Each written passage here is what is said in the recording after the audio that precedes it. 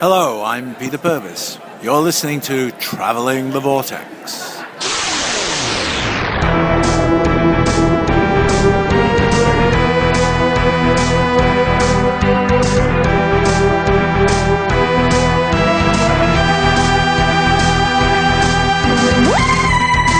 We join the Doctor as he travels the Vortex and land at episode number 131. And I'm Keith, but you can call me 1. I'm Sean, you can call me 2. I'm 3, and you can call me... Wait. I'm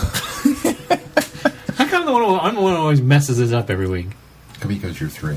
I'm just 3. That's why you're 3, Glenn. You will never arrive. And then when 2 dies, I don't get promoted. Nope, you're still 3. You'll still be 3. How are you guys? I'm good. I'm good. Do anything fun this weekend? Glenn? I'll save you for last because you got a long story to tell. I didn't do anything fun. Yes, you did. Yeah, you did. Well... not a lot.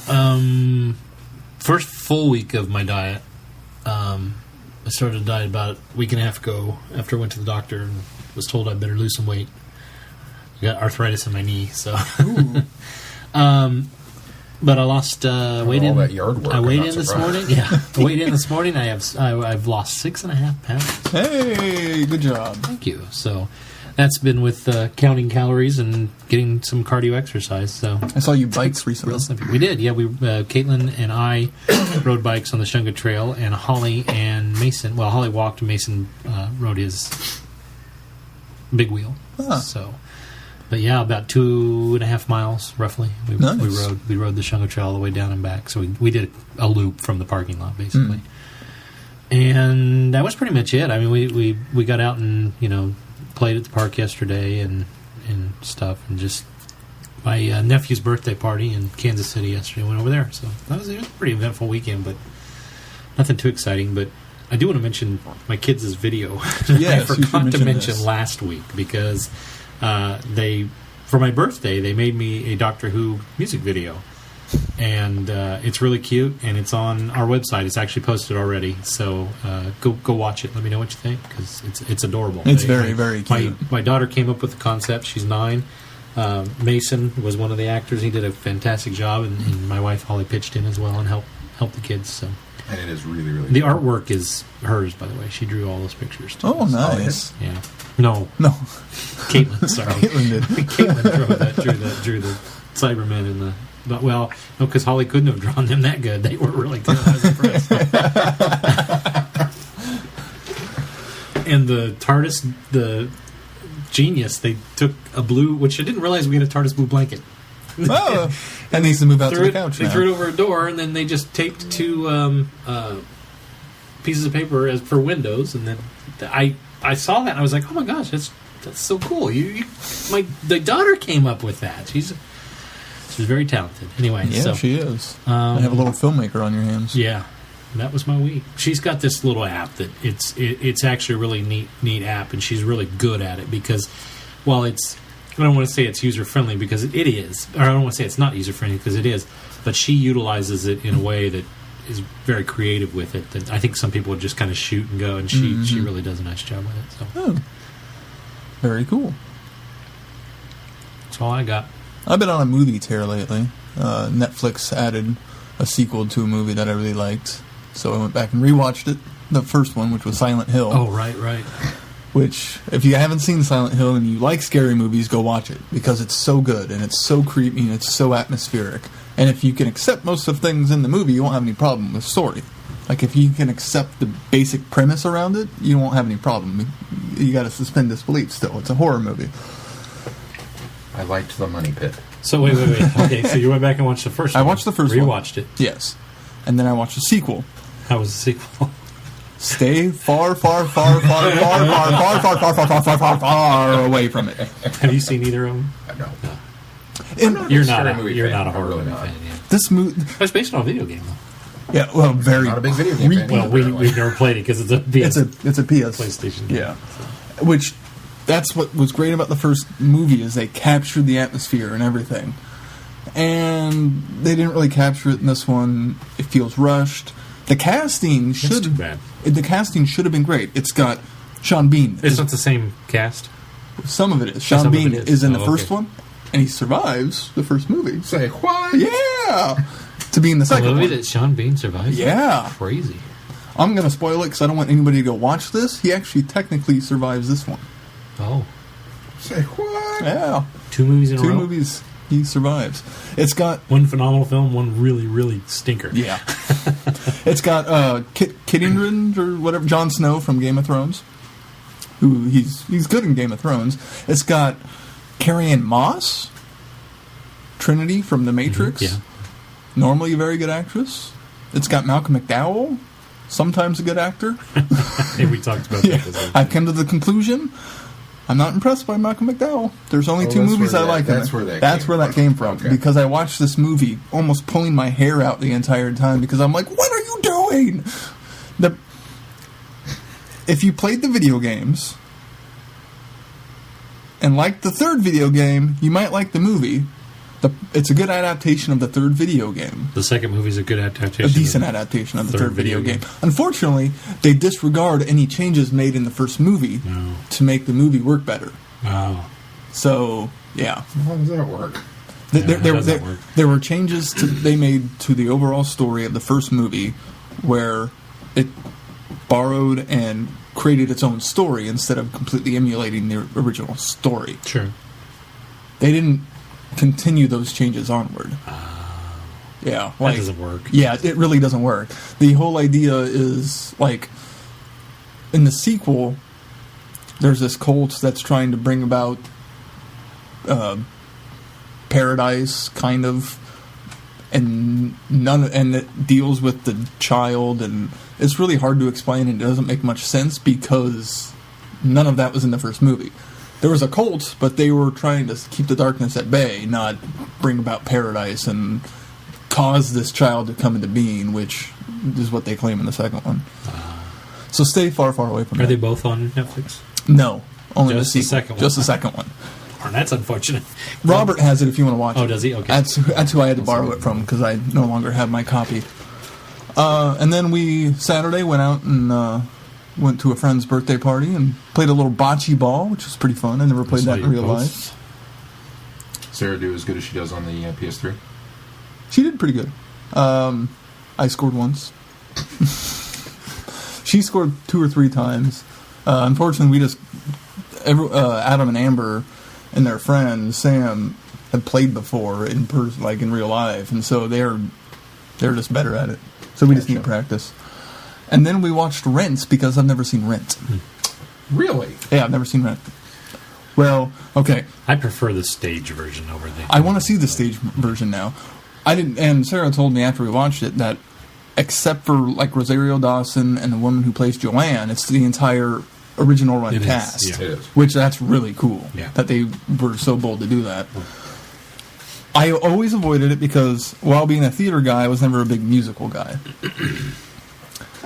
And all through high school, I heard that Seasons of Love song every other month. So I got so sick of it, I didn't want to have anything to do with it. So if I would have watched it when it came out, I probably wouldn't have liked it. But now, I really liked it. Yeah, it's a good musical. It's a good musical. It's a good movie. Yeah, It's a good I like the movie. musical. I like the stage version better, but the movie... There's a filmed version of the musical, like the stage Broadway, that I want to see now. But I really liked it. I was really impressed by it. And I'm not one to really like musicals. What was up with your mom's tree? Oh, yeah, my mom's tree. That forget that. too, yeah. So I got a text from my mother saying, hey, you might want to come over. Picture's coming. And she has a tree in her front yard. And it kind of goes up, and then it splits off into 3. One of them... 3 trees or 3 branches? 3 branches. Okay. 3 big branches, and then goes off smaller. One of the big ones just rotted and fell off. It fell over. Like So it wasn't wind or... It wasn't wind. It was just... It wow. happened Saturday afternoon. Oh, my. It just Just gave up. yeah, and poof. Luckily, it didn't land on the house and didn't land on the neighbor's car because it hit their driveway. Oh. So I went over there and helped her clean that up a little bit. Gonna need a chainsaw because it ended up being 5. You didn't need a chainsaw? You did. She does. Yeah, it's I didn't get to help her finish it because like we didn't have anywhere we could I'll haul get an it. electric one if you guys need I one. might need to. And if you watch episode 2, Tough Grit, they'll show you how to chop it up. I was able to chop off a lot of branches to help. There's a name for it. Oh, they all have episodes. They all have names, but I don't. But what's that called, though? There's a name for it that you wouldn't think. Shoot. No, that's not it. I'll keep wanting to say nip and tuck, but that's not right. What the heck's that called? All right, well, whatever. Go ahead. I was able to cut off a lot of branches with just a hacksaw. Oh, good. It's a silver maple, something like that. I can't remember. That's a pretty tree. Silver elm. Felling and limbing. Sorry.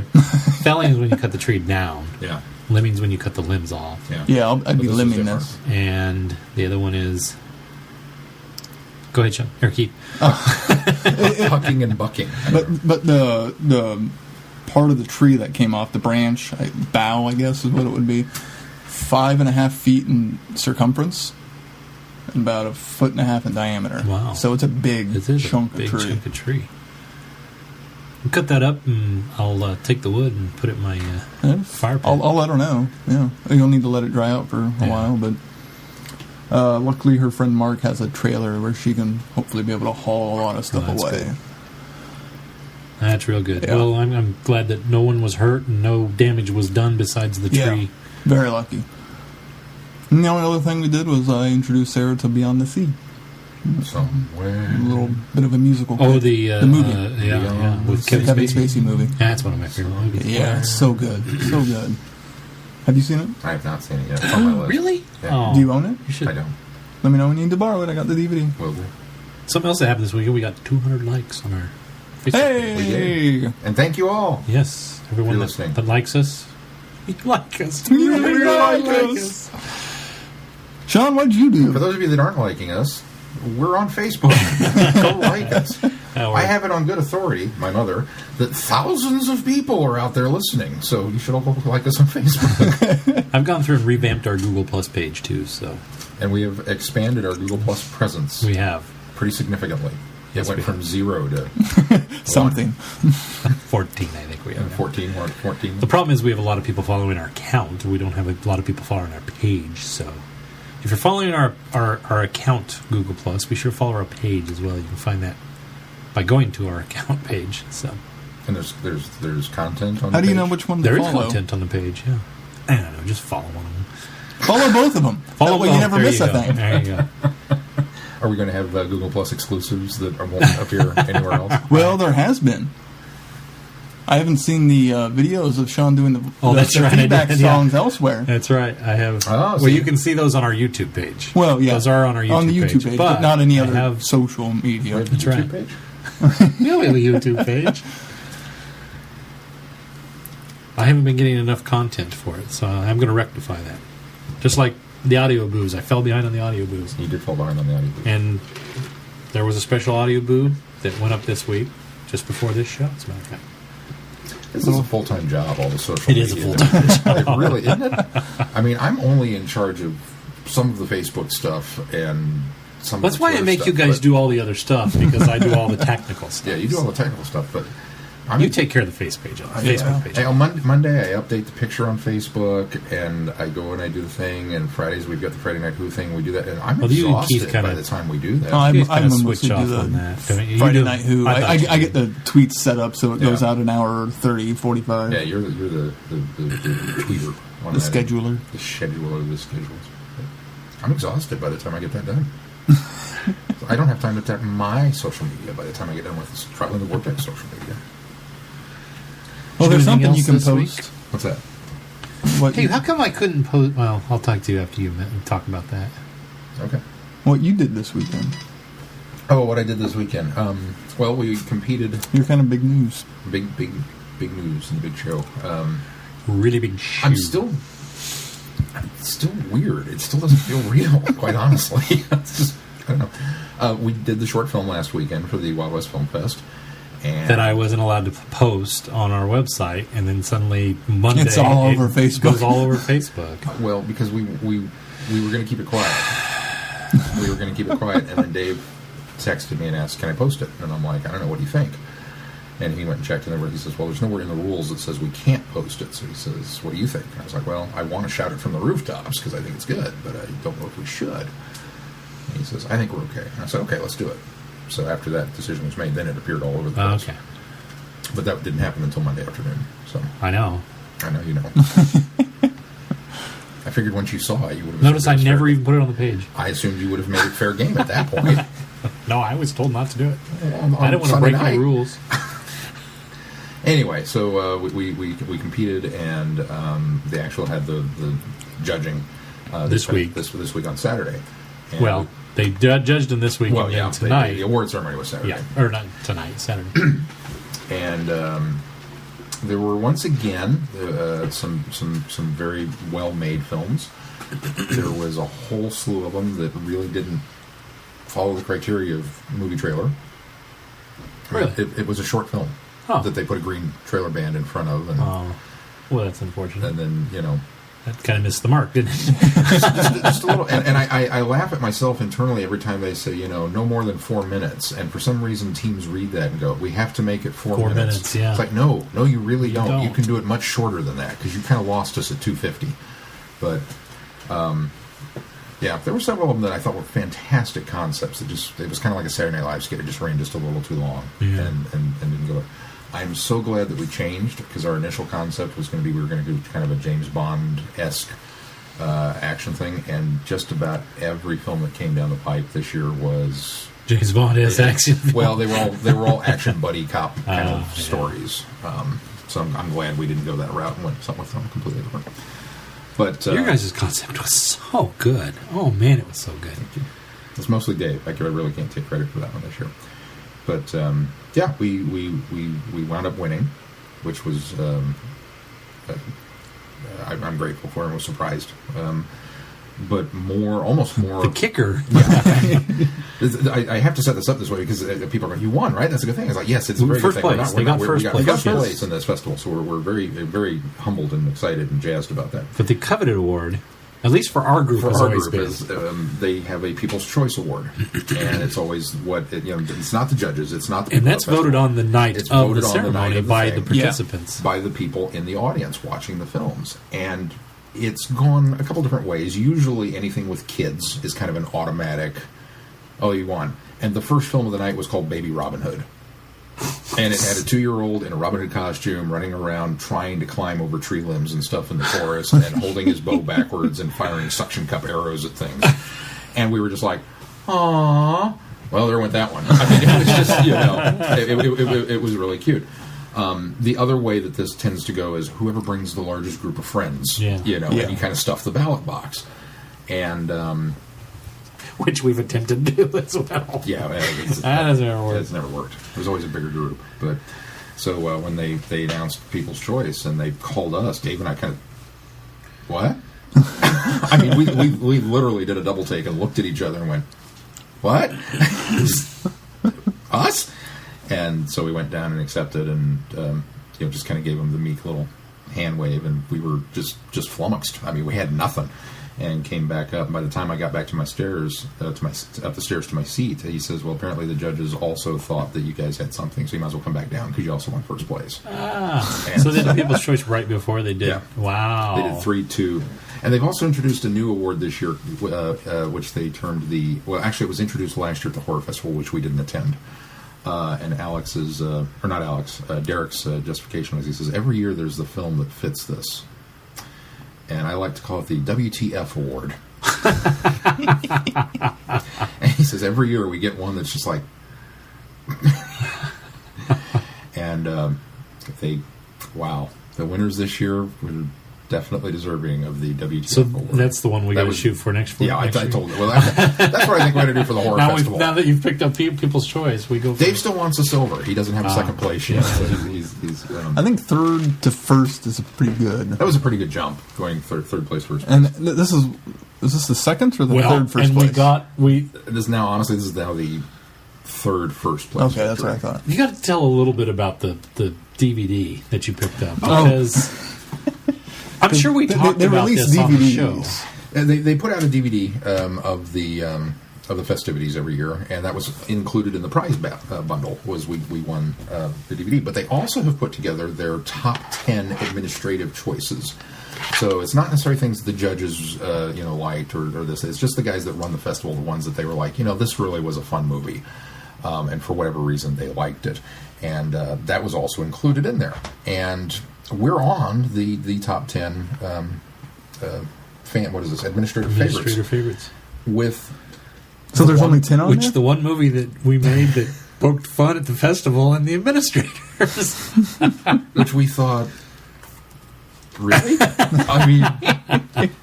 And that film took no awards that year. It took no awards. Nothing. It was very much. It was the follow up to our first place win, first place win, right. where we kind of got some flack feedback from people, not the administrators, but just we were hearing through the grapevine that people were upset and accused us of not doing it in 48 hours, and we got a little defensive because we actually had a KTWU public television film crew following us that weekend, and there was a documentary made about it. That's not the documentary included on this, right? No, that's a completely separate one. Okay. And so we got a little snarky. We got a little full of ourselves. A little snarky. We were a little snarky. I think we thought we were doing it kind of tongue in cheek and being fun, and I don't think the judges looked at it that way. I think the judges looked at it that we were being downright mean, and we probably were. The more as time passes, the further away you get from the further away I get from it, I go back and look at that video and go, "Ugh, that was horrible. What were we thinking?" Because it's so mean spirited and it's so not us. But yet that's the one that they included on the top 10. Not our first place victory video, not the second first place victory video, not the third place victory video that we did, not the horror film that we did that they loved that didn't win. This one, and so it's like, okay, crazy. I don't get it, but they liked it, so yeah, all right. But yeah, so we came away with a double W. I think it's a slight threefer there because having picked up that video with that movie on it, it's almost like it's like wow, it's like the trifecta there. Also on that DVD is the they put together their own filmmaker journey about the 48-hour festival format, and I don't want to say we were snubbed, but we were not mentioned in the 48-hour festival. But I think that was because they put that together last year at the Horror Fest, which we didn't go to. Yeah. We just, and they come. I mean, Derek caught me in the lobby. And he's like, "I'm so glad you guys are here. We missed you last year." Really? Yeah. Wow. And I was like, "Well, we're sorry. We tried. We just couldn't. It was a bad year, and we were hip deep in another in a show. TV show at some point, so we just couldn't do it." And he was like, "Yeah, we really missed you last year." And apparently, they admitted later that they only had like 68 people tickets sold to the Horror Festival last year. Well, it's because we weren't there. And he said they were calling. He said literally. He says the night of, I'm calling up teams going, "Your video's about to debut. Where are you?" And they're like, "Oh, well, we were planning on coming, but then Finding Nemo came on TV, and we were called."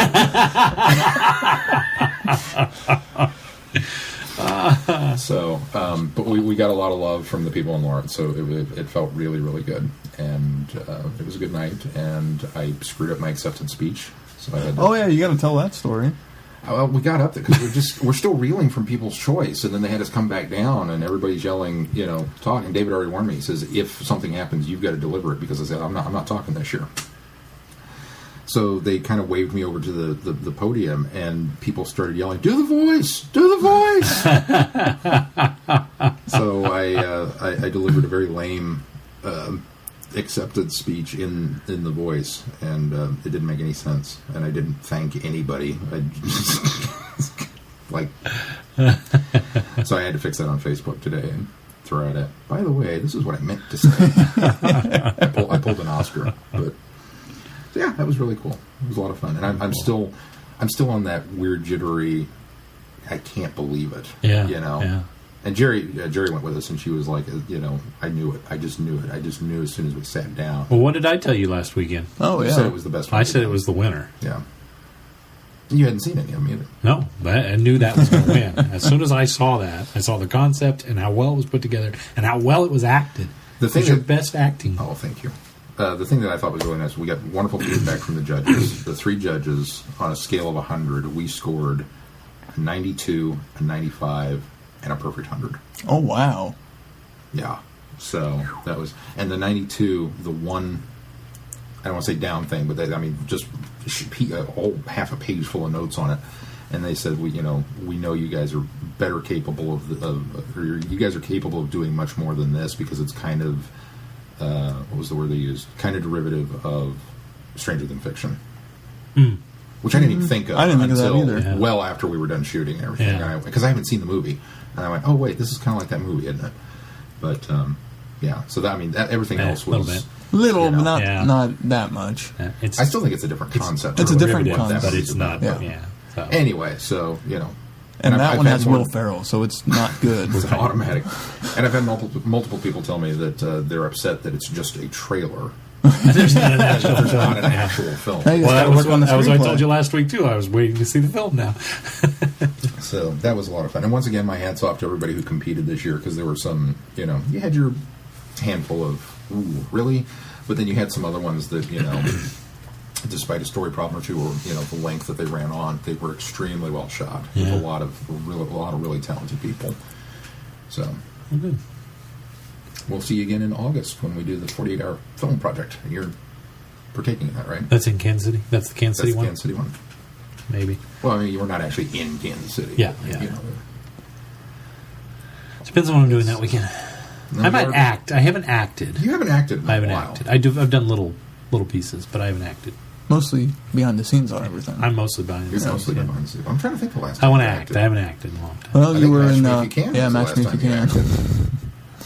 Was I? Yeah, you were in that one. Oh yeah. You were the itch. Oh, that's right. Yeah. yeah. Oh, I that was wasn't. the other. I was telling him.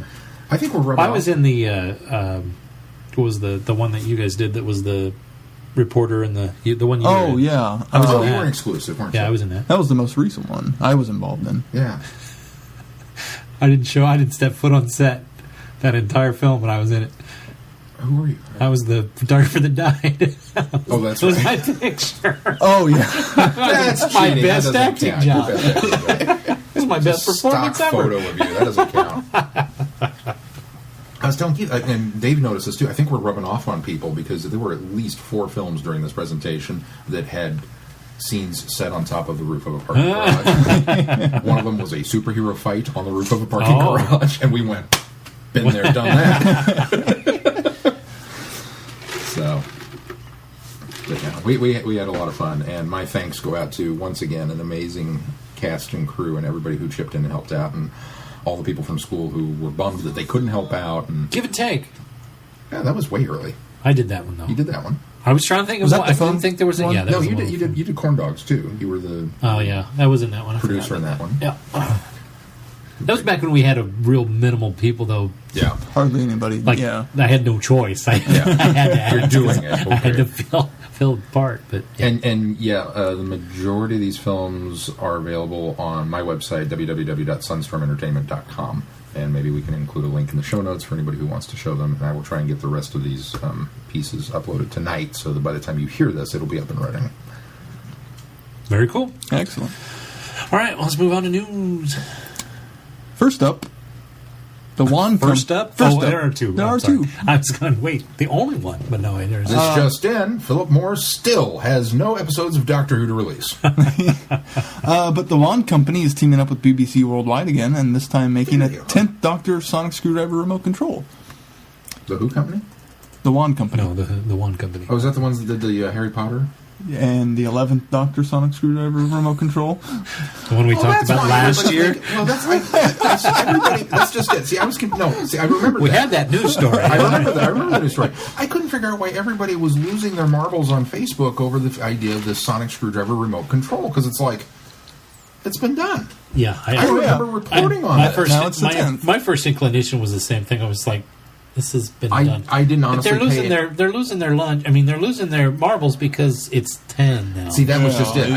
I didn't really put 2 and 2 together that it was a different screwdriver. Yeah. Which, it you was know- just a Sonic to me. So I don't know where I'm assuming BBC gave them the 11th Doctor Sonic to scan. David Tennant actually gave them his 10th Doctor Sonic to do Probably because the BBC rendering didn't of. have one Yeah, anymore because I they guess. gave it to David Tennant as a goodbye gift. So I'm sure they gave it to David Tennant as a they did. They did. It was- BBC. There's a I have story news behind for you. that If in- I that am I've heard. ever on set as the Doctor, yeah, I'm stealing everything I can get my hands on. They- They're not going to have the TARDIS key anymore. From what The I hear, screwdriver's disappearing, from the what I wardrobe's hear, gone. from what I hear, there are some things that people nicked from the set. But, yeah. but the Sonic screwdriver was actually presented to David as a goodbye gift. So And he went, "Oh, thank you. I have 4 in my bag." But to further commemorate the 50th anniversary year, they're also launching a limited edition gold and silver plated version of 11s. Cool. So they're doing 2 different ones. There's only going to be 250 of those. Who wants a gold and silver plated remote control? Who wants a copper-plated Mal Reynolds gun? Somebody makes that. I'd buy that. But there's no, they don't offer a real one. But that's what I'm saying. That is a showcase. You put that on the shelf and you don't touch it. I would rather have a real replica, not a copper one. Okay. You don't? Okay. I know. If it's either way, it's a showpiece that's going to sit there that you're not going to touch. So a nickel-plated remote control that you're going to handle all day, every day seems Yeah, but at least with the strange sonic to me. screwdriver, you got the choice of having the real true. one or the... You don't have to get the Silver 20 and gold. or 250. But again, why is there a choice? Why not just make it a remote and go, ta-da? Well, they already did that. They did that. They apparently assumed 250 people want a special edition. In silver and gold. Yeah. Silver and gold. I'm sorry. I'm down on the whole collectible thing right now because I got word that I don't remember the company. They're doing an NX-01 Enterprise. It's like a 16-inch model with 10,000 little tiny fiber optics on the inside of it, and the frame is made out of steel. Ooh. And it's gorgeous, and it's really cool looking, and I want one, and it's $4,000. Oh my gosh! Oh, geez. Never mind. $4,000. $4,000. That's what Mel said. She was kind of like, "Oh, how much is that? That's really never mind. You're not getting that." It's like, I didn't think so. Wow. She says, "You're never buying a collectible that expensive." Wow. I said, "Honey, if I had the money, I wouldn't even buy this collectible." The full-size Boba Fett, like standee, like the fiberglass, sharper image had was $4,000. That was $5,000, yeah. $5,000. And I wouldn't buy that either. You know what I buy? Oh, it's a QMX. If I had the money, for $14,500, so almost $15,000. Probably by the time you got shipping factored in there or had it driven to you, it would be. There's a guy handcrafting full size, so it stands 7 feet tall. Robbie the Robot from Forbidden Planet. Oh, yeah. It's fully automated and mechanical. It's got a room guard. It better be for monitor on it. $14,000. And so I paid that for a car. When you pass in front of it, like all the gizmos on the inside of the dome light up, the antenna twirl, the neon grill lights up and flashes. It talks. It does all of the dialogue from the film, and it swivels at the hip and has arm motions. It doesn't walk, but it does everything else. And I would totally buy that and prop it up in a corner, but only if I had $15,000. Yeah, so. Just laying around. Yeah. Well, I don't know. Knowing me, if it was a choice between that or a car, I'd probably still get the robot. Yeah. Unless I needed the car, and then it was like, I can ride my bike.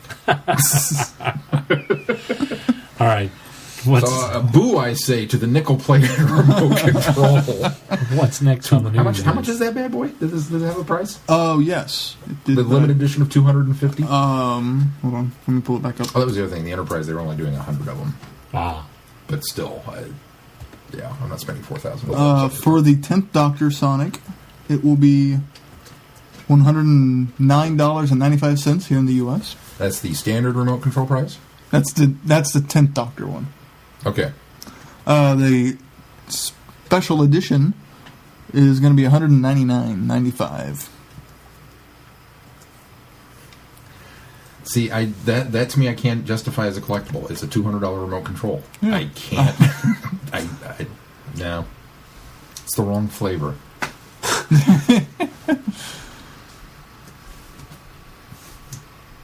I'm set. I'm done now. I'm not buying. I've talked myself out of that purchase because it's ridiculous. Okay, well, other news. Sorry, Keith. I don't mean to rain on your 11th Doctor parade, but I would not be buying. I would get the authentic one, not the silver and gold plated either. So I hear some new announcements at Chicago TARDIS. They've added more guests. I don't know if Is one of them a nickel-plated remote control? Yes. I don't know if we reported on this before. I don't think we did. That Tony Lee will be returning to Chicago TARDIS. Hey, good luck trying to catch him. He's never at his booth. We chased him all over California. He's apparently doing every panel ever at the same time. He has a time turner on his neck that he can go back but he's never at his booth. If he had a time turner, we'd have had a chance to catch up with him. Oh, we needed There'd have been one. a version of it. Yeah, we needed one. But they also added Richard Hope male Silurian. Oh, yes, the Doctor. Well, yeah, he's played every... No, he's not the Doctor. I'm going to come across this table, and I am going to beat you with a chrome remote control. When was he a doctor? Oh, he was the Silurian He was the Silurian Doctor. but not in... Malachai? Wait. Okay. He's a Silurian doctor. Oh, he wasn't Hungry the... Earth Cold Blood. He was the scientist doctor. That was The scientist. Cold Blood? I don't remember. Oh, yeah, I do. In the underground. the one who was fighting against the I do military remember regime. him. And he was Yes, also yes. the one of the recording in Dinosaurs on a Spaceship. And Right. he was also with Churchill in... Gotcha. Yeah. Yes. Him. He was supposed to be at Gallifrey, but had to Yes. pull out, right? Oh. I Also, think, or was he there? I don't remember seeing him if he was. I don't think he was there. I hope he wasn't there, but now I feel stupid if he was. Maybe he was there. I think he was there. Oh, it was... Ginny Yeah. didn't. Ginny couldn't didn't make come. it. That's Yeah. right. yeah, he was there. I remember He hearing a was panel there. with him. He was Yeah. there. I do remember that. Yeah, he was there. Jenny was. I wasn't there, so I have an excuse. He's old. He forgets things. It was a whirlwind of 3 days, trust me. You know another reason not to buy that remote control? How many times do you find your remote like under the couch? Rarely, actually. Really? Yeah, I can pretty much always find where my Mine remote wind is. up all over My the Apple place. TV remote is the one that ends in the couch all the Yeah, time. it's you know down why? in the couch It's this big, it's this tall, and it's this wide, and it's silver. It's horrible. It's this color. It's in fact, it It's works. on Apple there. silver. Yeah, it is. I It's- would dig mine out of the couch and it would have scratches all over it. And, yeah, it's just no. Anybody it's a else? bad idea. Yes. Who else was at Chicago TARDIS? Nina Toussaint White, Mel's, Mel's. Oh, Mills. Yeah. and Who was it, Galley? get Not this ready year. for Not 2 last minutes till Belgium. Not this last Yeah. time. No, she wasn't. Yeah. What? Yes. How did I miss all these people? You were chasing Tony Lee. You were chasing. You were Tony with me. Lee. Chasing Tony Lee. And then as Chicago TARDIS calls it 2 minutes to Belgium, Peter Davison's going to be there. Really? Yes. They have 2 doctors What? at Chicago They have TARDIS. Peter Davison and Colin Baker. Wow. This on top of Fraser Hines, Louis Jameson, and Nicole Bryant, and Daphne All Ashbrook. right, I think I'm going to Chicago, guys. That's too good to pass up. 2 doctors. 2 for 1, yeah. I'm going to have to make that work. Wow. Thanksgiving weekend, right? November 29th to December 1st. Wow, I may have to make that work. That is too good to pass up. Dr. Phil, we're coming to stay. Yeah, I may need a couch to sleep on because, wow. It's going to be a quick turnaround trip, too, though. Yeah. Wow, that's big news. I That's didn't know big, that. big Ah. Yeah. I'm really seriously considering going now. Wow. We'll have to start putting some money back. Okay. Not much time well, till that's then. terrific. Yeah, no, there's not a lot of time. So Because that means you get 8, 7, 6, and 5. Mm-hmm. Yeah. Well, you 8, 6, 7, 5. Well, you've got an 8. I brought you an 8. I have an 8. Yeah, Yeah. but I didn't get a meat. I didn't get a meat 8. Yeah. No, I'm the only cool one in the room who's got to meet Paul. Wow, that's Save the best big for last. news. gosh darn. That's 2 doctors. Wow. That's big. I'm glad they're able to do that in the 50th Yeah. year. That's great. Maybe they'll get Steven or Sylvester too. And between now and then, that'd be awesome. And maybe Paul. Oh man. I think they would have to up their ticket price if that happened. Yeah. All right. That's it for news. All right. Well, Unless other news I missed. next up is Is there any other more news? Not that I know of. Shall we talk some more about this remote control?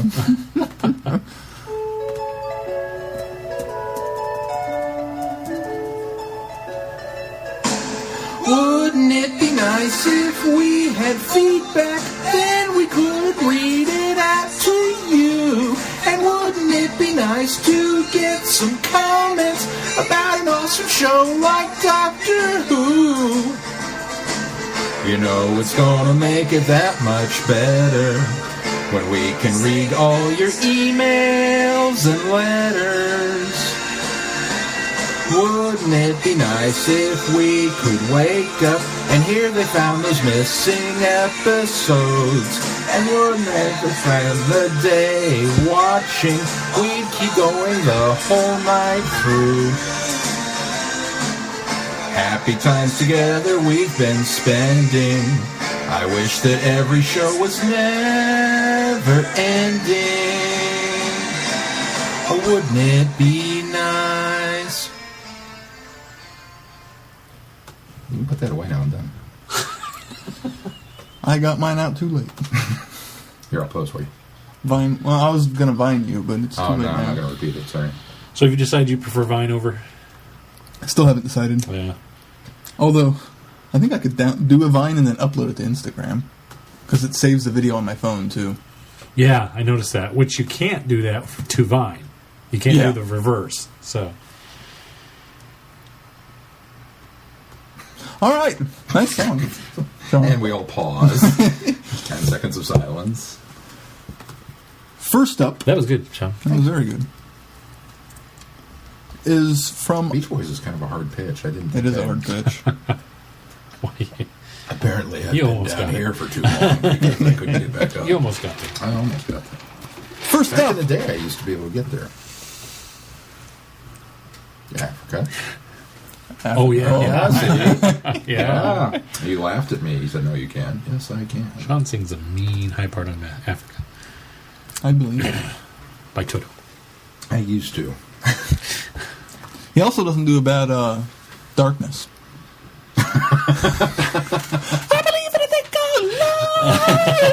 It's on my playlist at work, and I find every time it comes on, I'm in the back of the store going, "Ah!" People are looking for like,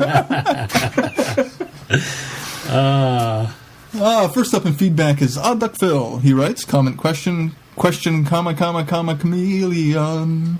"You come and go." Hey, Who Peekins? I guess I should start with the Superman and work my way back to Doctor Who.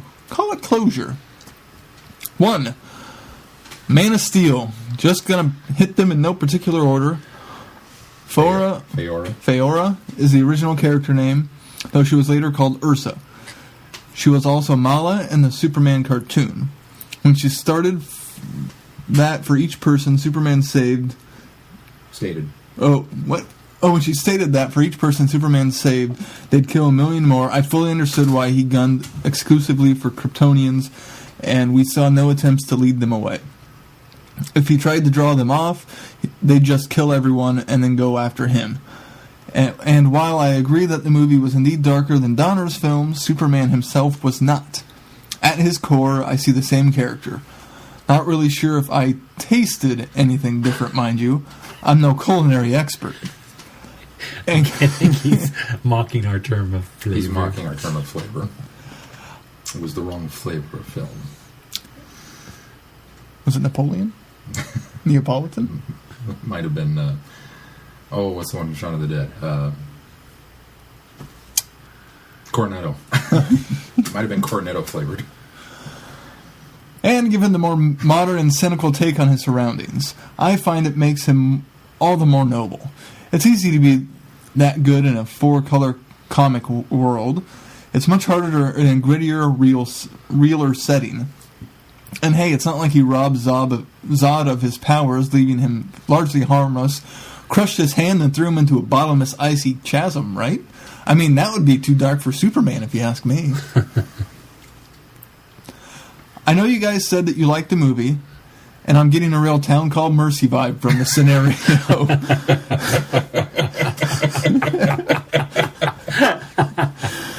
But let's not go there. But as a whole, Stupid when Western. someone doesn't like something I like, or in this case, not as much, I feel like I need to do or say something in the hopes that they miss some elusive elements that will help them enjoy it as I did. And when I don't like something that others do, I question and state what I don't like in hopes that they can refute me and I can see what I was missing. I see that in a lot in reviews you guys do. You want to like the stuff you're not fond of and would love to be proven wrong. And at this point, I think I'm rambling, so moving on. Well, Phil, now I hate it even worse. He brings up a great point about in the Superman 2. Once again, the end of Superman 2. No. It's unclear what happens to them. Yes, they fall into the ice. We don't After know they've what's lost- below that mist factor. I'm Maybe they're in assuming storage. freezing water. We don't know. It's the Fortress of Solitude. It could be it could be a Let's sleep say, chamber. the- it could be the Phantom Zone. It could be who The knows? memory. but- Okay, but- here's the thing. but- The memory cheats. But I recall. Having watched this recently, I recall when I was a kid reading some sort of material, whether it was, I'm certain it wasn't a novelization, but I think it was a storybook adaptation. That's where they went, was back to the Phantom Zone. That Superman had basically created, or the Fortress had created a Phantom Zone within the Fortress of Solitude, and that's where they go. floorboards. Yeah, basically. Yeah. Anyway, go ahead. I remember the Fortress of Solitude then being destroyed. Am I wrong? Or am I thinking of the Donner just cut? the crystal. in the Donner cut. Okay, that's what I'm thinking of. Oh, then. right, Okay, that's never right. mind. It was Because the there Donner was cut. no more Fortress of Solitude after Donner cut. They blew it up. Yeah. And then, so if they were down there, they would definitely be dead in in the the Donner proper cut. film that released. Yeah. It was just that crystal control panel. Oh, okay, that's right. That's what I was being confused by. He continues with, the next Doctor, what I'm really rooting for, someone who blows Moffat's mind and make him completely rethink whatever he's got cooked up thus far for Series 8. Don't care if they're young, old, man, woman, talking dog, as long as they flood that mind with new ideas and possibilities. That being said, what are you guys wanting from the next run, seen as as a new Doctor more often means a new direction? Old adversaries we haven't seen in New Who? Something altogether new? Themes needing exploring? I'm curious if they can take a step back and do an overarching plot that isn't so fate of time and space. But I don't think that's possible anymore. I love Moffat's stories, but his series enders are every bit the grand scale epics that RTD is famous for, really. Duckville. This feedback brought to you by the robust, smoky flavor of Superman. When your comic, television show, or movie needs a little extra something to make it truly super, reach for Superman. Or try the dark, rich flavor of Batman. Should you need something a bit more broody, caution. We're recalling the Adam West issue of the Batman flavor for complaints of cheesy aftertaste. That's very clever. Very clever. Thanks, Phil. What do you guys think? My thing is, I think I liked the movie. I don't know why we're still on it. So, What do you want for Series 8? All the above. because I enjoy seeing old adversaries brought back that we haven't seen before. As long as it's done well. Yeah. I agree that I think the Fate of Time and Space story arcs that's just, I don't think there's any possible way of doing it any different, and you can't anymore, especially since we've set it forth on that path anyway. So I don't know. I don't know what I want to see. I want to see some good storytelling, and I want to see some good stories, and that's my biggest wish for Doctor Who. Well, the Name of the Doctor did have the time and space angle to it. It felt much more personal of Crisis. Like, Which one? Name of the Doctor, the conclusion. Name of the Doctor. The risk felt much more personal than we've had before. And I wouldn't mind seeing something more like that, where they're more attacking the Doctor or his companion in order to hurt the Doctor, as opposed to All of Time and Space. There was an All of Time and Space element to Name of the Doctor, yes, I recognize that, but it just felt more personal. Yeah, I can see that. I'd like to see old adversaries come back too. So, up next is Holly. Unless you had more, Sean. I didn't have more. Like I said, I think yes, more, Everything. more Who. Just bring it back for Pete's sake. Yeah. Holly writes the Arc-ish. Aha! I see what you did there, Holly. Get it? Yes. Arkish. Hey guys, great last podcast. Feedback song was fantastic. Thank you, Holly. The Ark. This was an interesting story. Dodo racing out of the TARDIS and Stephen getting on her for not being careful and all the numerous types of dangers that could have happened. Isn't that like the number one unspoken rule for the companions? Don't wander/race out of the TARDIS. The monoids are rather interesting creatures. The humans that are working with the monoids have an interesting system of justice. Miniaturization seems like a very harsh punishment indeed.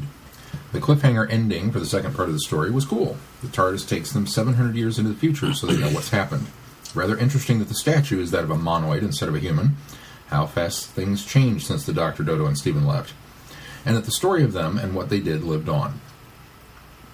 Refuses 2 is a rather interesting looking planet, and very surprising that its inhabitants are invisible because of a solar flare. I like the ending where the inhabitants of Refuses 2 said that they'd let both the monoids and the humans stay there as long as they worked together and didn't put any other species in slavery. Ish. This was an interesting audio. Being a bibliophile and hearing this makes you stop and think about the meaning and even the cost of some words. Warren was quite an interesting character. The Doctor and Perry are on form with their bickering about the English language. For as much gruff as the Sixth Doctor gets for being a meanie, he certainly isn't in this one, and the audios really do flesh out his character. The interactions between Book, the Doctor, and Perry were great. Although a few points the ish jokes grated. Looking forward to hearing what you and the others thought about these two stories. Holly from Wisconsin. We will share those very soon. Thank you very much, Holly. And finally, we have Chrissy. Chrissy writes, her subject line is, I can't think of a subject line. Someone else can put something here. I think that was well enough. Dear Vortex Boys. Think of an opening. Dear Vortex Boys. Sorry for the novel last week. I'll try to keep this week's shorter. Shorter. I enjoyed the side trip you had from Comic-Con, although it's interesting to hear people talk about Clara theories after the finale. Yeah, way to go on the time. I had to keep reminding myself that this had been recorded toward the beginning of Series 7B, but it was fun to listen, and I liked it a lot. The Ark. I find here that I have to revise one of the entries I made back when you guys did your Doctor Who 30-day photo challenge. I had listed Dodo as my least favorite companion on day 6 or whatever it was. I would now like to formally take that back because she is just too wonderful. To be fair, the only reason I had picked her for that was because she was the companion I knew the least about. In the future, no more least favorite anythings in the photo challenges. Okay? I think Sean said it best during Friday Night Who when he said he wanted to set Dodo loose in a room full of Daleks. You know, for science. She's cheeky and smart and doesn't take crap from anyone and basically does what she wants to do. Here's hoping that someday we'll find more of her stories. Her character comes across really well in the surviving audios, so here's another plug for people to listen to those. Either buy them or get them from your library if you can. As far as the arc as a whole, while the entire serial consists of 2 separate storylines, 3 if you count the Doctor, Stephen, and Dodo discovering the spaceship in the first episode as its own plotline, it's all very well contained and makes up a complete narrative. The best I can describe it is as a blend of the Keys of Marinus and the Nerva arc in Tom Baker's first season. Episode 1 stands alone, mostly. Episode 2 stands almost completely alone. The saga of Dodo's cold infecting the Guardians is totally contained in one episode. Episode 3 and 4 are the only ones that really rely on each other the way that serialized Doctor Who usually does, but even that stands apart from the first 2 parts of this story. You even have a completely new cast of characters in the second half, apart from the Doctor and his companions. Yes, you do have the traditional cliffhangers, but in this case, they serve more as teasers for the next episode and not really part of the main story of the current episode, if that makes sense. I think it was a great new way to experiment with storytelling in Doctor Who, and it paid off spectacularly, particularly since there has been so many changes at the beginning of the 3rd season. I haven't done much looking into it, so I could be completely wrong, but just glancing at the credits, I think at this point, William Hartnell was the only one still on the show that had been there from the beginning, counting cast and crew and production team. Anyway, the arc, thumbs up. Ish. I majored in English in college, so I'm already going to love it when Doctor Who does anything with literature or words, hence my complete and total adoration of the Mind Robber. The whole idea of an omniverbum, yeah, I said it right, is really subjective and intangible, which is something Doctor Who doesn't often do, but I think it works in this story. especially since it's the Sixth Doctor and he's really into those lofty, highbrow kind of ideas. And the scene where the Doctor and Perry banter back and forth with British and American words for things was a lot of fun. I enjoy it when the stories make use of Perry's Americanness and make that part of the plot. It's a nice touch. Overall, a solid entry in the Big Finish body of work and a really good Doctor Who story. Chrissy. P.S. Congratulations to Sean and company for the win at the Wild West Film Festival. Now the question is, do we get to see your masterpiece somewhere online? And indeed you do. Yes. And Sean will get that posted very, very soon. Because I'm boycotting posting it. It's now all on Sean. Link in the show notes, Glenn. Link in the show notes. That's all you have to do. Link in the show notes. Thanks, Chrissy. Thank you, Chrissy. Well, let's move on to our reviews. Which one do we want to start with? Numerically? Any opinions? Where do you want to start with? Oh, I don't care. Where do you want to start? Let's start with the arc. Okay. I don't want to start with Well, too bad. Well, you're outvoted.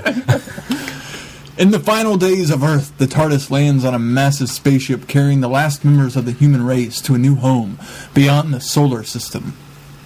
The humans are not out of danger, however, as a deadly plague emerges from the most unlikely of sources, the common cold carried by the Doctor's companion Dodo. Put on trial for their lives, the TARDIS crew must find a way to repair the damage they have unwittingly caused and face up to the devastating consequences.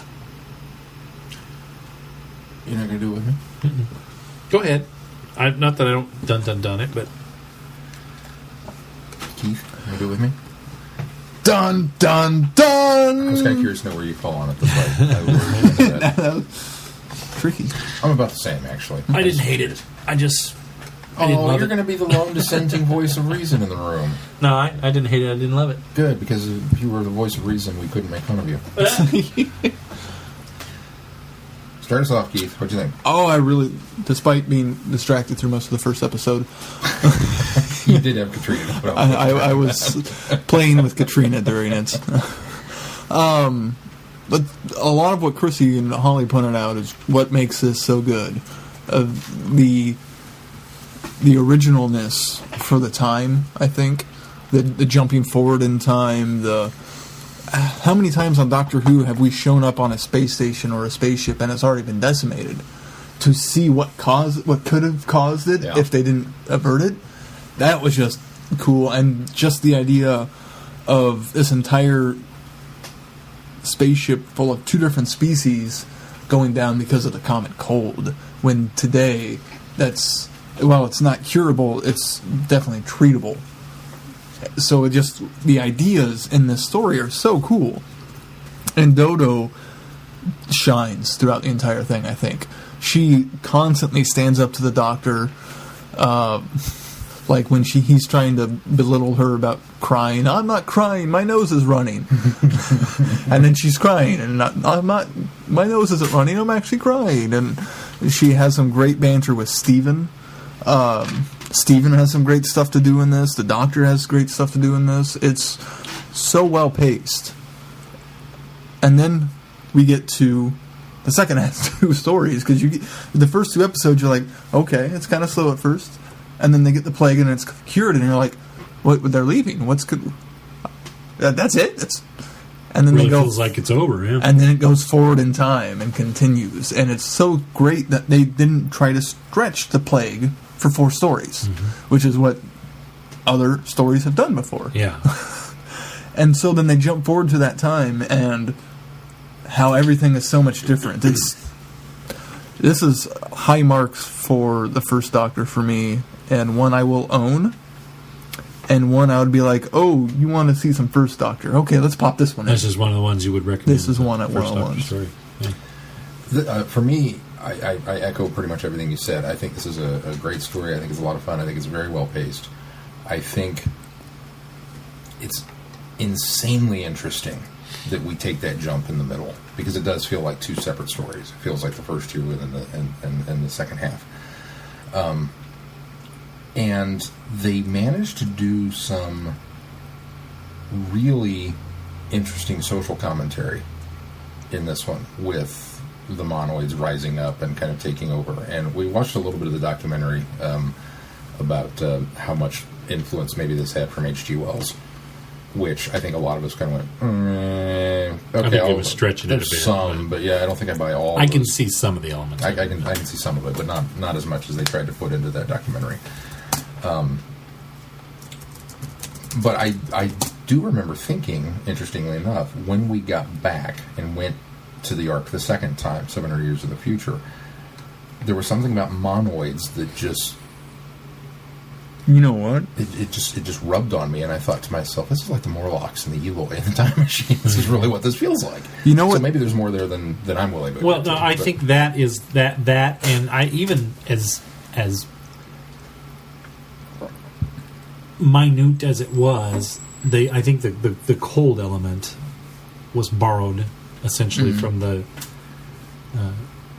War of the Worlds, but yeah, I mean they were really trying to shoehorn a lot, like the Invisible Man, and all. I mean they were trying to shoehorn a lot of stuff in there that I didn't feel was. I just felt they were doing it for the sake of being that documentary, but no, I saw the Wellesian themes there as well, and thought that they were imagined really well.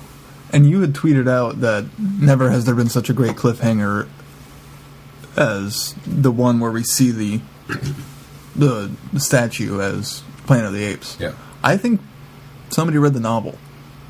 I could totally see how the role reversal could have been inspired by the novel, which came out in '63.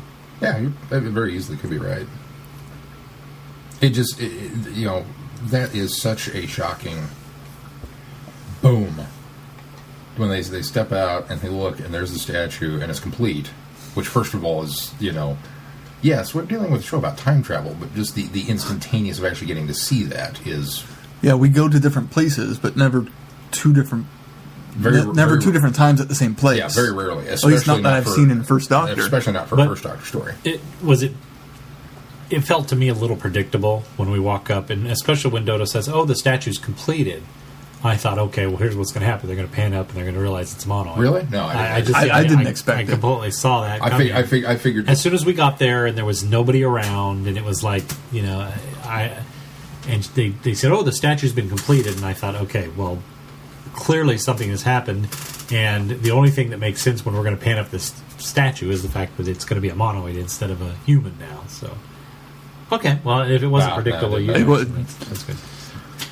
But so yeah, that to me was really like, and I like how we talked a little bit about this, just the idea that Dodo's really having a hard time. I mean, she knows it's a time machine, but she's having a really hard time with the concept of the people I was just talking to are dead. Well, she even kind of has trouble with the idea that it travels through space. Yeah, because the whole first episode, she's like, "We're still on Earth." But they had just picked her up 2 stories ago. Yeah, so. yeah. And I could see where that would be very daunting. I mean, like you said, if you land and everything's already in ruin. Dalek Invasion of Earth, for example, we land and it's like, oh, hey, look, it's London. It's not quite right. What's the deal? And then you see Daleks running around everywhere, and you're like, whoa, this is not cool. So you adjust to that situation. We were just here. we were just here, and now it's a lot of stuff going on there. I really, really liked that. I did not get... Oh. Go ahead. According to the TARDIS Wikia, Massacre of St. Bartholomew's Eve was her first. I thought she was in... She was picked up at the end of Dalek Master Plan, I thought. I'll double check. I think it was her first full story, but... I didn't quite get the whole... I don't know, I haven't seen it, but I thought I had read that she's been on board since Dalek's Master Plan. The reason for the Monoid Uprising, because you kept us in slavery and now we're striking back. Really? Because it seemed very communal. It seemed very friendly. It did seem communal. Seemed very... Everybody was kind of on the same page. Makes you kind of wonder what happened in that 700 years. Because it certainly does. The only thing that set my teeth a-jangling a bit was the comments made once the plague struck in episode 2 when the Guardians would make some sort of comment about, oh, now it's an even greater tragedy because it has struck down one of us. Oh, yeah. That comment bothered me. Yeah. Nothing about the relationship, nothing about the communication, the interactions between the two. It seemed very natural. And when he explained, well, we picked them up and, we sort of take care of them too, it's kind of like, oh, yay. Yay for humanity of the future. We're being good. Right. So then all of a sudden to find that the monoids were, apparently horribly mistreated or something, and they resented it, and then they took over. Oh, Keith, you're right. She was only it was in the fourth episode of the massacre. Yeah. So that makes a lot more sense of why she's Sure. reacting the way she is. But I was a little disappointed that the monoids came across as okay, now we're down to the stereotypical aliens. Yes, we're going to enslave all of humanity, and then we're going to blow you up, and then we're going to do ha ha ha. And, they'd be twirling, well, not mustaches, but maybe their hair pieces, because They're mop tops. The mop tops, which bad. I give them props for trying to do something different I for the agree. design. give you that. I like these. I like these monsters because, I mean, I've seen the Sensorites and the costumes aren't great there, and we've seen the Web Planet and the monsters. Just, I mean, it's Doctor Who and it's low production values, and you give them A for effort, but you follow on that, and I mean the Daleks are phenomenal. I mean those are incredible, but I really. Even though they put off kind of this H&R Puff and stuff or Land of the Lost vibe, any of those Sid and Marty Krofft, sure, they sort of put off that vibe, but I don't know. I liked it. I thought it was very cool. I thought it was after the first couple of episodes, like once we got especially to the future, I totally bought into that was their eye. I did not no longer see it as the jaw. Yeah, I like the mechanism of putting the eye down here lower so that you kind of have that kind of alien face, but also having the ability to. They were probably controlling that eye with their tongues. Yeah. So you didn't need any sort, with their mouths. So you didn't need any sort of mechanics within the suit or anything like that. So. And I like the subtle changes too. The monoids were realized pretty good, in my opinion. And between the past and the future, I think because they you could tell they look different. I don't know if it's because they got bigger almost. They filled out. See, you guys said that, but I noticed there was a lot of them that had Was that. there? I didn't notice that. I didn't say anything, but I know a lot of them had a little paunch there before. Maybe it was just the band. I think that's more what happened. prominent. Is you guys noticed it because suddenly they had the bands on. So because I thought the same thing because really what keyed me off on the fact that they were bulbous there in the front was I at first thought maybe they were using one hand and they had it tucked up in the suit in order to control the eyes. So they had it tucked up the front because I kept seeing that. I thought, what would be the point of having that bulbous there unless they were doing this? But then there were some of them that were moving their eyes and had both of their arms working as well. So then I kind of threw that theory out. So that's why I noticed that they were kind of pompous there in the front, or not pompous, bulbous there in the front. So early on, but.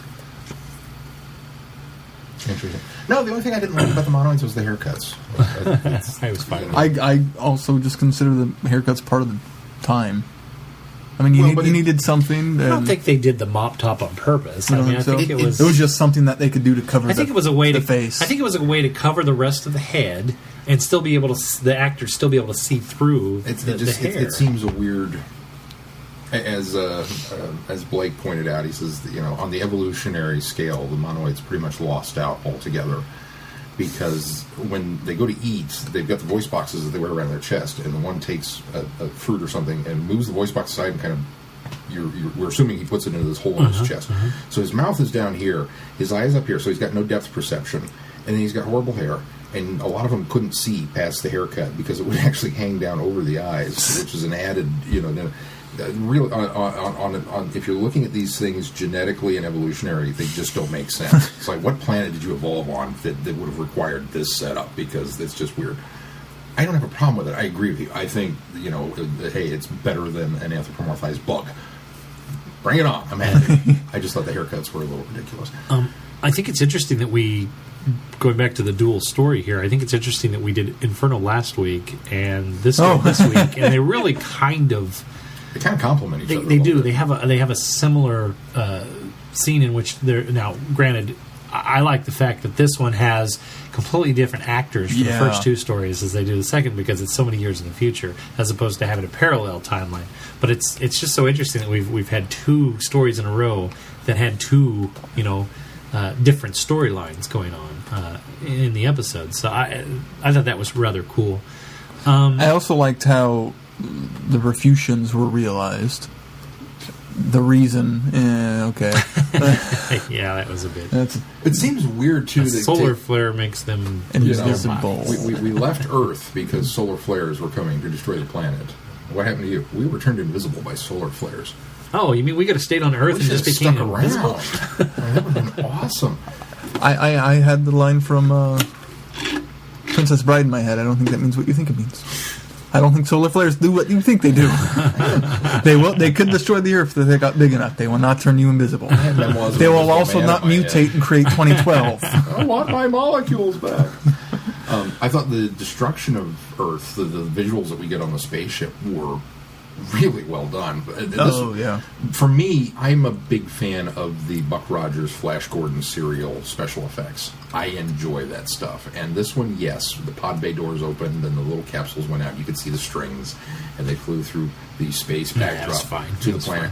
I enjoy that. Yeah. I think that stuff is so cool when I see it, just because the inventive nature. How do we convey this? How do we get this scene done?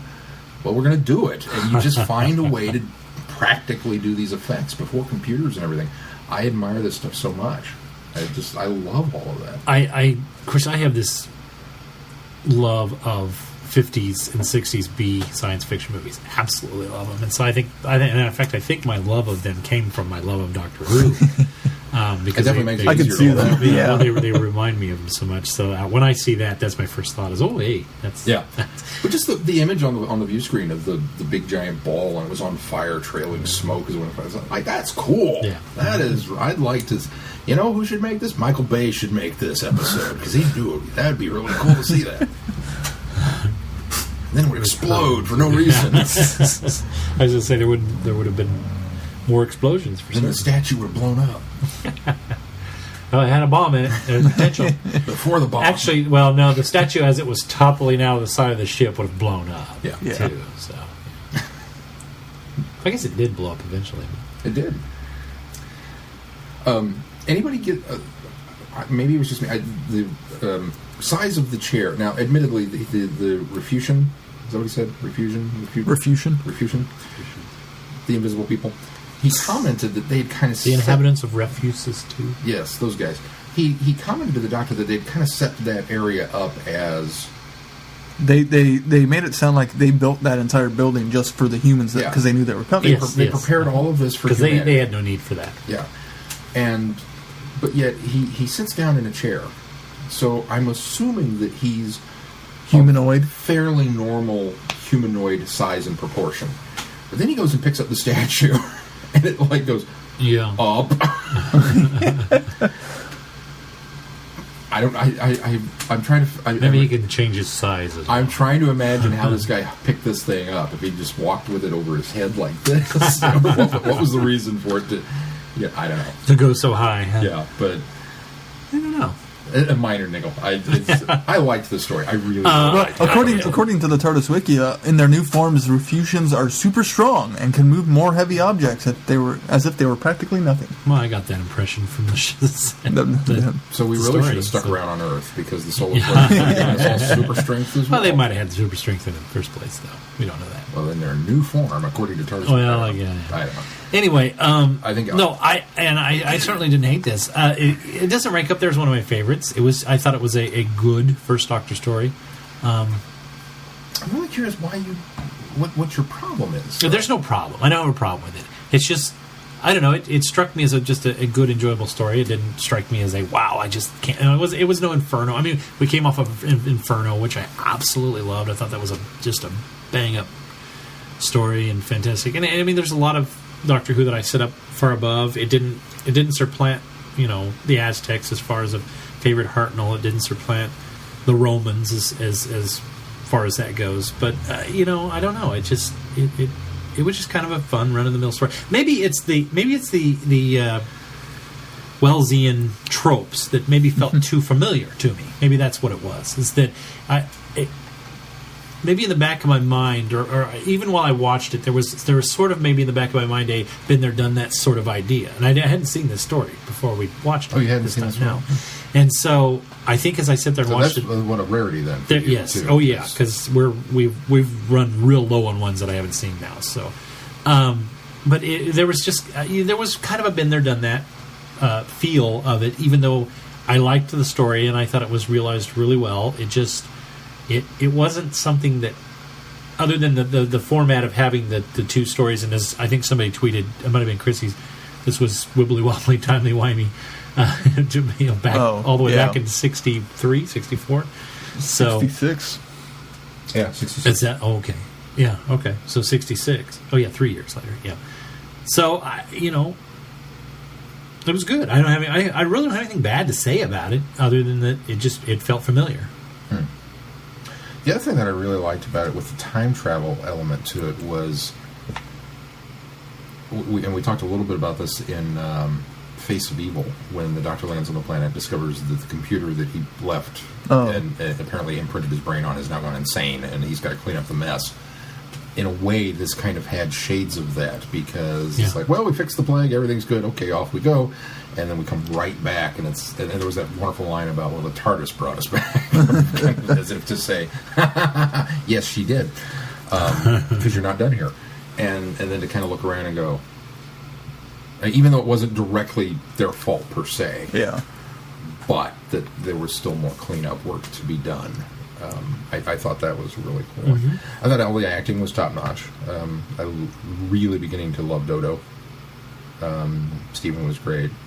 The Doctor was great, because this is kind of first Doctor 2.0, because he's a lot more hands-on, a lot less gruff. Yeah, a lot less running away from the problem and running to it now. He still tries to be very gruff with Dodo, but she just won't have anything to do with it. Well, I think he always continually seems to have this need with young women to be that grandfather, be that authoritarian figure, to be and he's attempting that with Dodo now. Yeah, and it's not working as well as it has with say Vicky or Susan. You're not my grandpa. Yeah, exactly. And I loved his. The other thing that I thought was kind of odd, and that it wasn't planned but worked out well for our pairing tonight, was his constant comments about, one of these days I will teach you to speak English. And she was just, isn't this fab? Isn't this great? Isn't this, whatever colloquialisms that she was using. Right, and it's like, she didn't talk really any differently than Susan did. No, not much. I mean, not one or two slang words in there, but nothing to get up in arms about, which I thought was funny. All right, well, that's all I had about that. Let's move on to Ish. A conference of lexicographers. Bromides in tweed. But the leading expert in the field is found dead by her own hand and by her hologlyphic assistant. Is he responsible? Does the death fit any conventional definitions? Can the Sixth Doctor realize who wrote the suicide note and why exactly it was riddled with spelling errors? Perry should help out, but there's a guy, someone who loves language even more than the Doctor. Maybe she realizes enough to kill for, or perhaps just enough to ask her out to dinner. Unless, of course, he's already spoken for. Is it madness, seeking transcendence in the complete lexicon? Having the right words on the tip of your tongue, but never quite knowing when to use them? If so, how? That's it. That's the review for this. That's the publisher summary, and I even went to Wikipedia, and it wasn't any different. Wow. Dun dun dun. That's as much of a stinker as this story is. I don't know if I'll go that far. I was not impressed by it. I liked the story. I liked the fact that we tried to do something different. I liked the fact that we're dealing with words. That they're in a way. And I listened to it today, and I dwelled on it for a little bit, because it's one of those stories that I want to like, and I think I want to like it more than I actually liked it, The reason that I maybe didn't like it as well as I want to It's not as well realized as it could be. well, it's not as well realized. I think part of it is I'm not smart enough for it. I really, honestly, as much of a bibliophile as I am, I still think there was a lot of this that was above me. And so I admire the attempt, and I admire the fact that they went there. And once again, this is the kind of story that only Big Finish could do. Yeah, it couldn't be done on television. But I think that's agreed. In a way, that's almost a detriment to it, because we've already had the Sixth Doctor confronting audio. Yeah. Now he's confronting words. Now he's confronting words. It reminded me a little bit, and I didn't think of this at the time, it wasn't until later, Shakespeare Code, where they talk about the idea I didn't think about Shakespeare language Code. actually, in a way, can have form and substance and a power to it just in the words and the syllables that you put together. Yeah, I just have a problem believing that words can have consciousness. That's just something I just can't wrap my brain around, I guess. That's part of why I wasn't that impressed by this story, is the words do have power, but they don't hold sentience. I mean, they tried very hard to send that home, that they did. I liked the idea of the omniverbum and all the dictionary stuff. I thought was fascinating. It was just once the ish actually started, I was like, oh, that's okay, whatever. What do you think, Glenn? The concept seemed to be an interesting, intriguing, and neat idea. I'm a little like Sean, but I think it's maybe my definition of it is I think it tried to be too cerebral. It maybe if I were more of a and I consider myself a bit of a bibliophile, but I don't know that I consider myself a wordophile, and I think you almost have to be in order to really kind of appreciate this. And that's why I can see an English major or a literature major or somebody maybe getting a little more out of it than I did. But on the other side of it, I some of the things that they did do with it I thought were clever and fun. I liked the banter between the Americanism and the Englishism of several different words. The banter between Perry and the Sixth Doctor. The banter was nice, a bit coming off of Babelsphere. Of course, they did this before Babelsphere. Yeah, right. It had very much a Babelsphere feel to me, and just the idea that defeats it. Also, I just had trouble swallowing. Yeah, Perry was on her game through the whole thing. She was which great. I really like. And we've just kind of been on a Perry kick lately, not necessarily intentionally, but just we just have. It's just kind of worked out. Well, because we're tackling a lot of Sixth Doctor stuff. Yeah, gearing up to Sixth Doctor, but it was refreshing to see her come at this, and her relationship with Six in the Big Finish audios in particular has, I felt, always been fantastic. And I think much better realized than it was on television. But everybody that she encounters, she has fantastic rapport with, what's the guy's name? Walter? Evan? I don't know. Warren. She has fantastic rapport with Warren when they're sitting down at the cafe. She has fantastic rapport with Book when she's having the discussions with him. And then she gets back together with the Doctor at the end, and it's like she never went away anywhere. They just pick up right where they left off, mid-conversation almost. And they're back to that bump.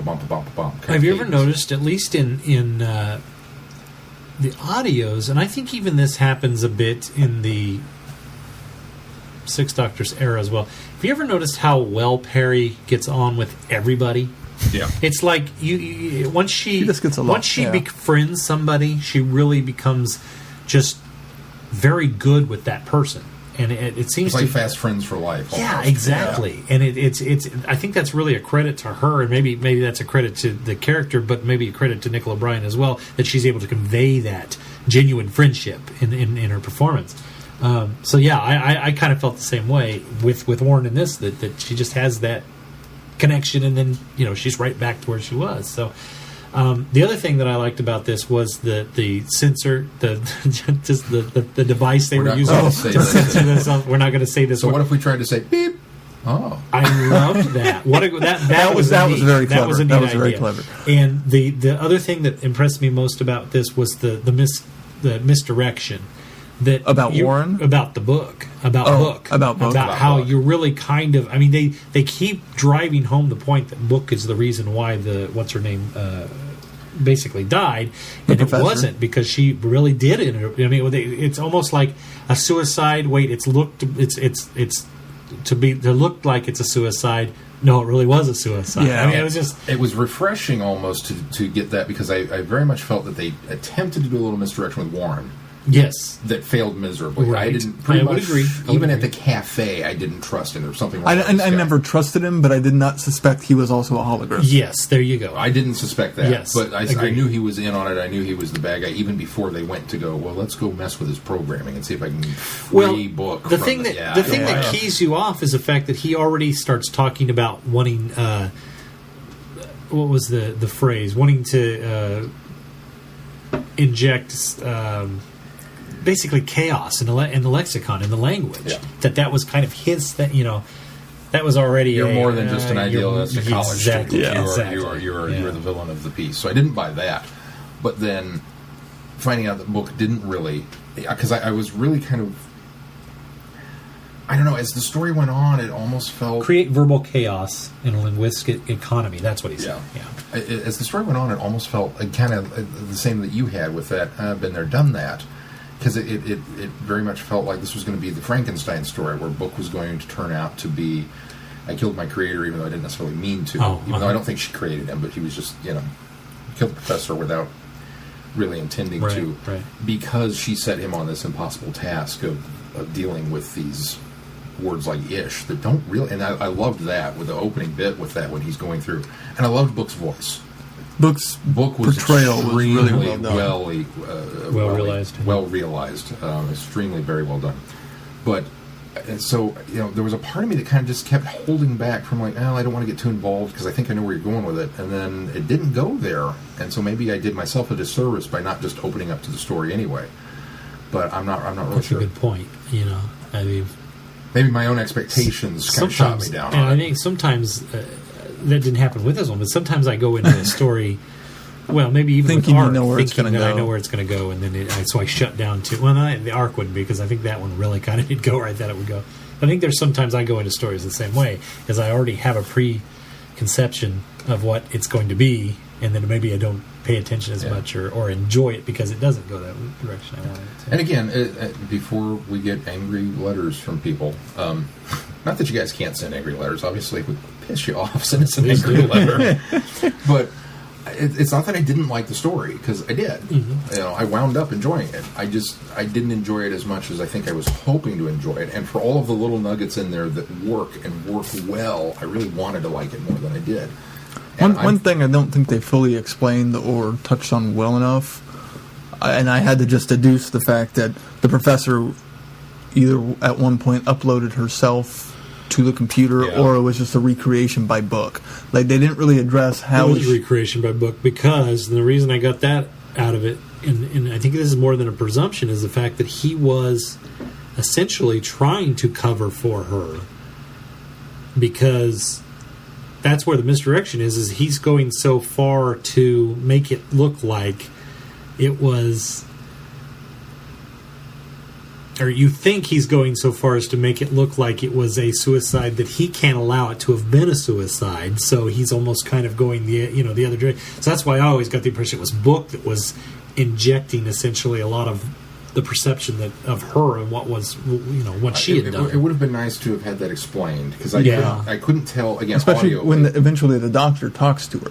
Yeah, and at no point... I mean, if later it makes sense if Warren or Book is the ones talking to her, nobody else can see her. Yeah. That would have made more sense. Well, the problem that you run into with that particular scenario is that you, especially in an audio, you needed, because you could have done it visually, and she would have walked in the room, and you could have done a dun-dun, and all of us would have gone, what?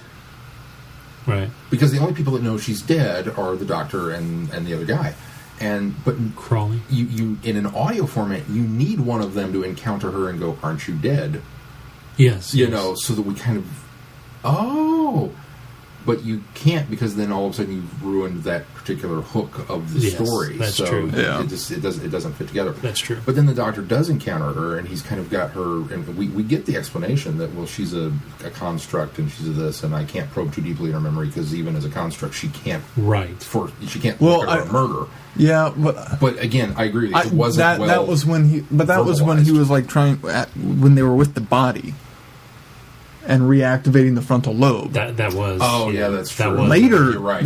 He talks to her again, right. and that's not fully unless the reconstructing the frontal lobe puts her into the computer. I just have to grasp at straws to get the explanation.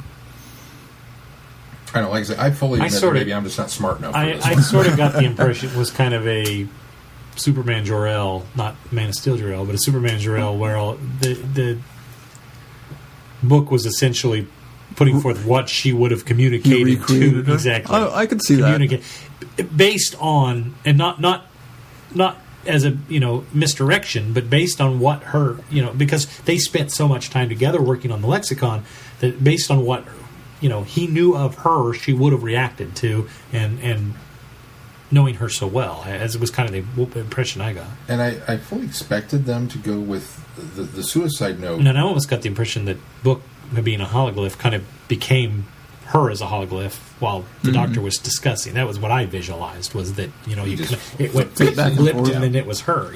So I was surprised the suicide note didn't play more heavily into it as a clue. I really, when he says, "Oh, look, it's full of grammatical errors and this that," I really kind of thought that it was her way of giving them a clue as to who had killed her. Right. And so that was the other thing that my brain went on that track, and I couldn't get off of it. Once I was like, when are you going to go back to the note?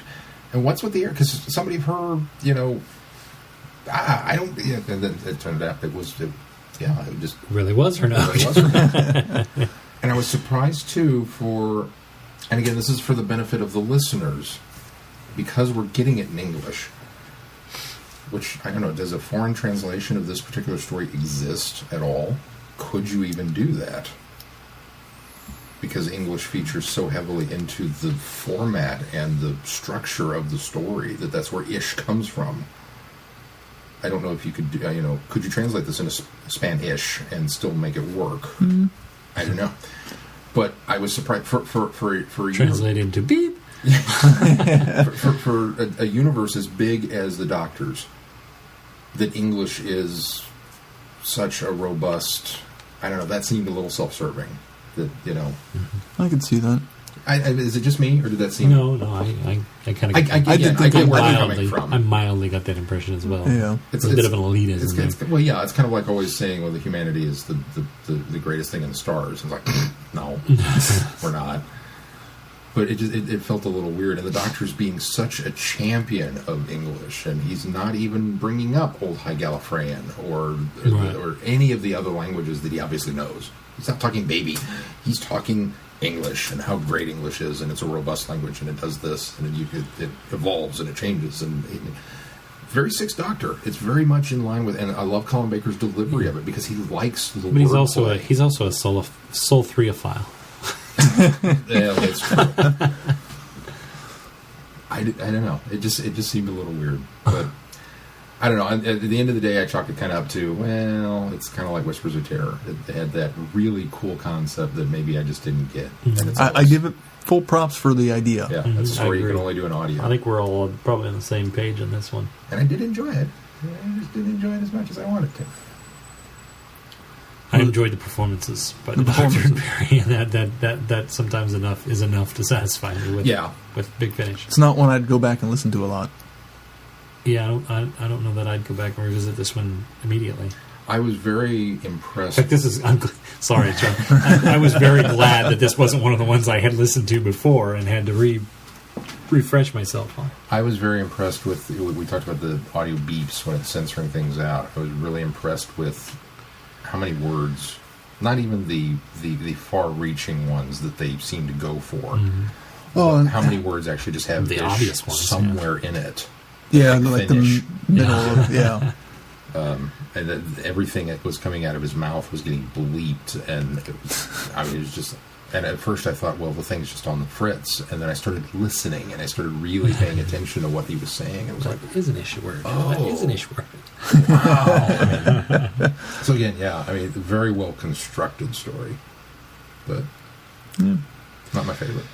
All right. Well, what's coming up next on the schedule, Sean?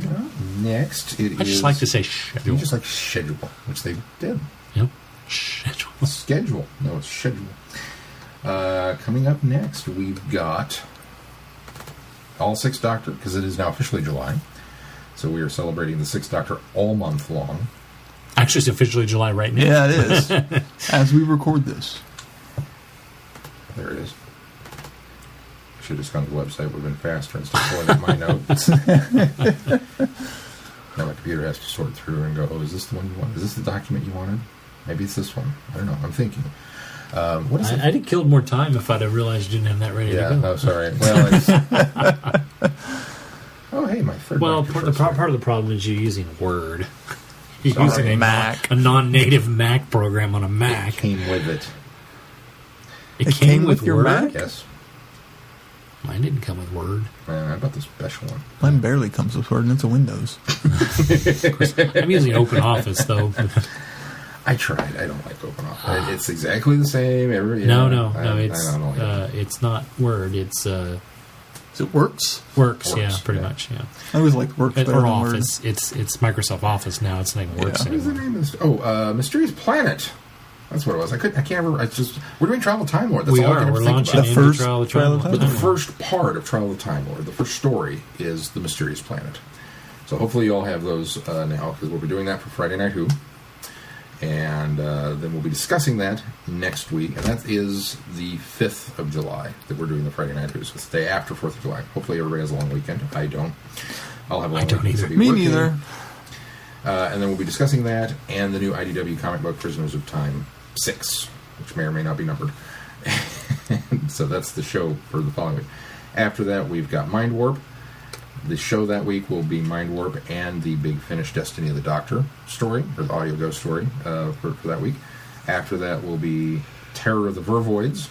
Ooh. And we will do that and the Doctor Who Revisited number 6, which apparently just aired yesterday, Yes. or 2 days ago now. Yeah. Saturday. So you've got some time to catch up on that. And then finally we'll finish off July with The Ultimate Foe, which is the end of the Trial of the Time Lord, and we'll talk Ultimate Foe. We'll kind of recap all of Trial of the Time Lord as an epic long story arc, and we'll do our 50th anniversary discussion of the 6th Doctor era. So there's that. Terrific. Well, is there anything else we need to do? Any housekeeping for the week, or I don't think so. everything? Like us on Facebook. Follow us on Google Plus. And Twitter, if you don't already. That's right. And if you want to send feedback, Feedback at travelingthevortex.com. There you Or go to our website, travelingthevortex.com. all right. Well, if that's going to do it for this week, until next week, I'm Glenn. I'm still not buying a remote control. I'm number one. Cheers. Good night, everybody. Be seeing you. You have been listening to Traveling the Vortex. Doctor Who and all of its associated programs are owned and trademarked by the BBC. No infringement is intended or implied.